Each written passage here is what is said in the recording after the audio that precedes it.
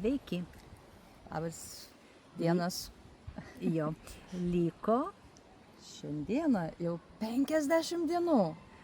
Kaip greitai, o neseniai buvo 60, prisimenat, siurprizą pasakojom. O dar prieš tai mesgi pradėjom nuo 66 dienų. Jo, tikrai, kaip laikas greitai bėga ir greit bus už 50 dienų filmavimas. Šiandien aš noriu paklausti, Marina, tavęs, ar filmai filmuojami eilės tvarka?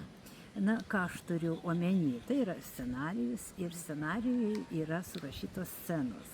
Ar aš teisi, kad eina eilės tvarka, ar paaiškink, kaip iš tikrųjų tas filmas yra filmuojamas? Iš tiesų visiškai ne.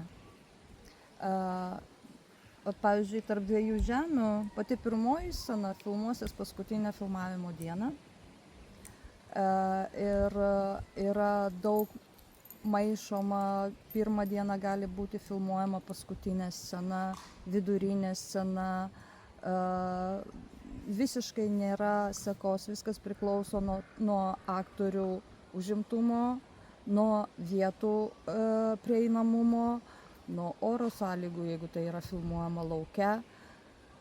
Daug kas turi įtakos, kaip išsidėlioja scenos filmavimo metu.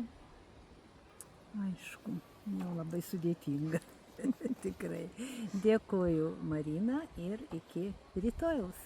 Gerai, iki rytojaus, tik tais dar, jeigu turite jūs kokių nors klausimų ir jums įdomu irgi kažkokios tai detalės, nes daug visokiausių mitų yra apie filmavimus. Galbūt jums įdomu kokios detalės, tai rašykite, klauskite ir mes atsakysime. Iki, ate. Ate.